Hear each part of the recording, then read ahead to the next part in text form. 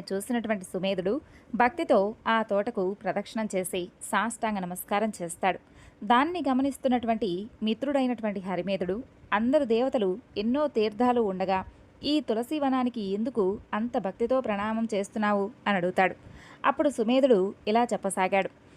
మిత్రా, ప్రాచీన కాలంలో దేవదానవులు క్షీరసాగర మదనం మదించారు. అప్పుడు కల్పవృక్షం, లక్ష్మి, చంద్రుడు, ఐరావతం, ధన్వంతరి మొదలైనవి ఉద్భవించాయి.